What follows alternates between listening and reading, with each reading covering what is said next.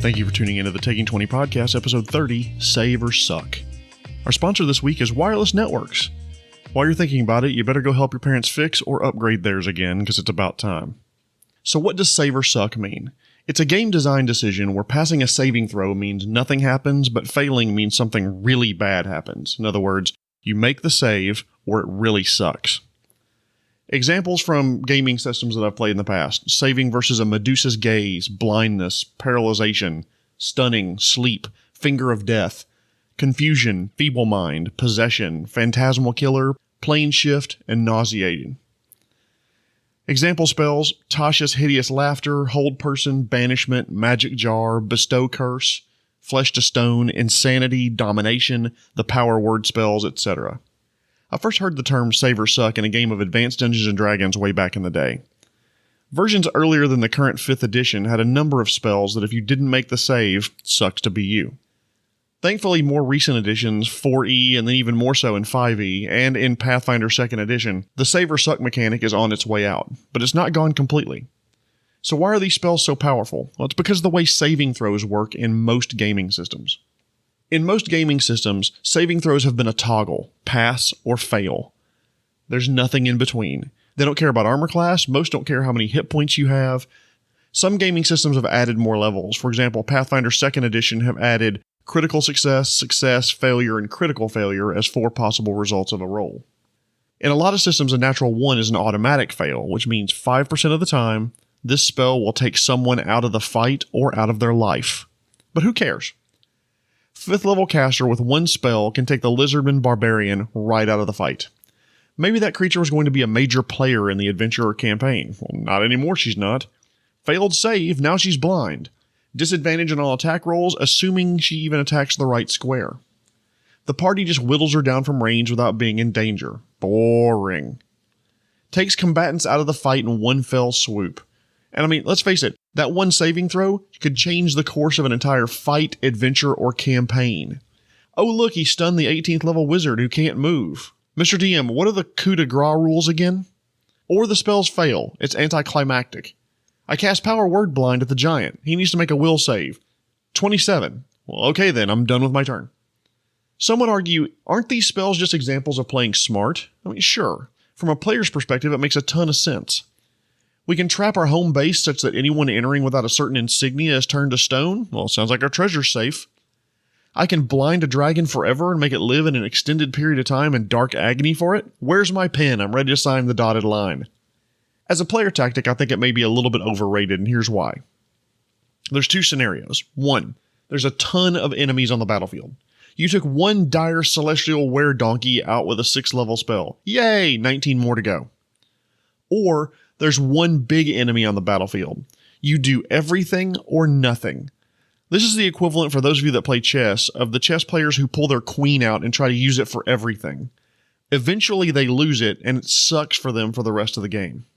Contrast that with spells that support or protect your party. They pay dividends the entire fight, even if the fight does last longer.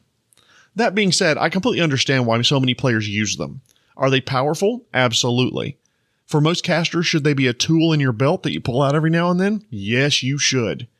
Worst case scenario, you lose a round of casting and a spell slot if it doesn't work. But what if it works? Should you rely on them to the exclusion of or diminishing other types of spells? Absolutely not.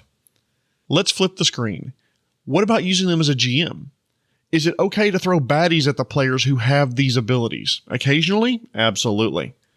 But what happens when a PC fails a saving throw and is blind, unable to cast spells? A drooling, zero-intelligent moron who can't do anything. Or they're possessed by a demon or banished to a plane of existence where his life will end in seconds, the negative energy plane, Avernus, wherever.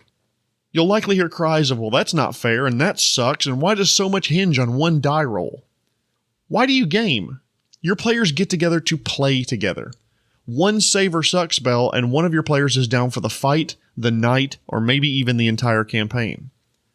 Players show up to have fun, and because of these spells, they're not able to play. So they sit around, they open up their phone, they disconnect, goof off, distract others. Does shit happen? Yeah, shit happens. Natural 1s happen. All of us occasionally get taken out of fights. So every now and then, yes, absolutely, I think it's fair for you as the GM to do this to players, since players can do it to the baddies. But should you as a GM set up combats to incapacitate the same character again and again? Things like stun locking and chain locking or chain disabling. No, absolutely not. Do not do this as a DM. Players quit campaigns. They quit playing with you over stuff like this. In a recent campaign I was running, the Ranger natural 1 to will save against a suggestion-like spell. He spent the entire combat trying to eat a dinner table. Long story. Not eat at the dinner table. Eat the dinner table. Next fight had a different monster with a similar save or suck ability. I made sure to target someone else. As a matter of fact, I probably would have targeted everyone else in the party before I tried a save or suck spell on him again. If sections of your adventure or your campaign contain the ability to incapacitate players, make sure you spread the love around. Don't just pick on Dum Dum the fighter because you, the GM, know his will save sucks. Now, when it comes to save or suck, you have multiple options, and I'm going to present 4 of them to you. They're not your only 4 choices, but it's just something to think about whenever you come across save or suck abilities. 1. No one has access to these abilities. They're completely removed from the world. Gods don't grant these spells to clerics. Wizards and sorcerers can't learn them. It nerfs your PCs, it nerfs the monsters, and it nerfs NPCs as well. I'll admit, I think this decision's hard to defend because what defines save or suck? Does color spray count? My 20th level wizard can't learn a first level spell? No stinking cloud? No blindness spells? 2. PCs have access to this, but very few monsters or baddies do. Typical monsters like Medusae, basilisks, monsters with it in their description, and with innate abilities do have access to them, but very few enemy spellcasters do. The exception possibly being major NPCs, and revealing their ability should be a major plot point, by the way, or at least a major reveal. He steps back, raises a finger at you. Yes, the middle finger, because that's how he rolls. He flips you the bird, points to you, and says, "Die. I need a will save, please." By giving PCs free access to spells like this and abilities like this, whereas the NPCs are rare, this does lean the power balance pretty hard towards the PCs. And after all, as a role-playing moment, PCs could get a reputation. Let's say they use blindness spells a lot. People in the next town may say, "Well, if you see these 4 adventurers, that will be the last thing you ever see, even if you live." There could be role-playing aspects to it, but it does lean power balance hard towards the PCs, and you may have to scale up your monsters in other ways in order to challenge them. 3. Make no change to save or suck abilities. Life sucks, then you die. If your players can use the spell, so can bad guys. It does mean that there's a chance that the character's participation in the campaign can end on a single die roll. Some would argue that's fair and equitable, but make sure your players know that this is the way you're going to handle save or suck abilities, that there's a chance that they could be blinded, banished to another plane. I'm about to DM a campaign called Skull and Shackles in Pathfinder, and it's a very pirate's life for me. One of the things it talks about is alternate rules about character maiming, so characters can lose an eye and have to have an eye patch, or lose a leg and have to have a peg leg, that kind of thing. And this campaign probably doesn't start for another 6 months or so. I've already let the players know there is a about average chance that if your player lives throughout the entire campaign, that they're going to have some sort of disfiguring scar. Just make sure they know about it. Make sure they know that these save or suck abilities are in your campaign, and I think everybody will live happily ever after. But I promised you 4 options, so let's go to the 4th option. Modify save or suck abilities into negative effects over time. Make these single save decision points multiple saving throws. I tried this once in a one-shot, and it's actually an interesting variant. I haven't implemented it widely because it does require a DM who can improvise instant effects to effects over time, so it requires you to change things kind of on the fly. It also requires really good note-taking, because once you've adjudicated a spell a certain way, you need to do it the same way, or at least as close to it as you can, every time. The idea is simple. Take any spell or ability that would work on a single save, regardless of HP, and you change them. Note 1. Powerful spells like Disintegrate that work against hit points still work as written. 2. Powerful spells that require multiple saving throws to fail still work as written. If there was a spell that required a will save, and then if that failed, then a fort save, those remain intact, works as written. For me, examples would be Petrification, Forced Polymorph, and Instant Death effects. Now the negative effect requires 2 or more failed saving throws, made 1 per round. I've found 3 feels like a good compromise to me, because that way it gives you a minimum of 18 seconds before suck. Example, Petrification.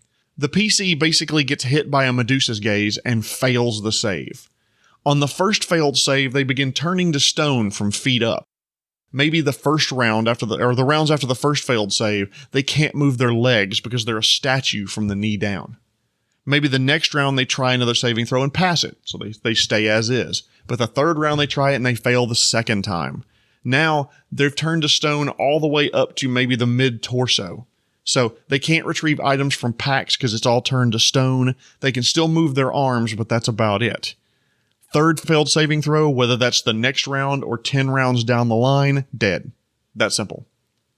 Another example would be like a forced polymorph, like the old baleful polymorph spell that turned you into a sheep.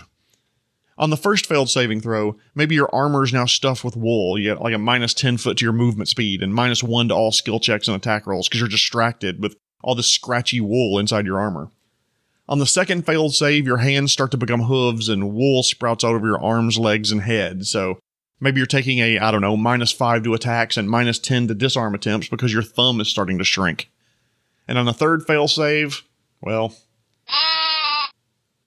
death effects. First failed saving throw, maybe you drop a number of hit points equal to caster level times 10, and you're automatically staggered no matter what your hit points are. Second failed saving throw, whether that's next round or 2 rounds down the line, you drop another caster level times 10 hit points, and no matter what hit point level you're at, you're unconscious. And then the third failed save, dead. Rather than being an instantly dead, one roll, failed, and done, the character has to fail 3 saves in order to truly die. What this does is it gives your allies and victims time to counteract the effect. There's going to be unusual situations, by the way, of this. In the one shot that I was DMing where I tried this, I had a character start to turn to stone underwater. And so I said, okay, well, first round, your legs are stone. You're not going to be able to kick, to swim. So I'm going to say minus 5 to your swim check.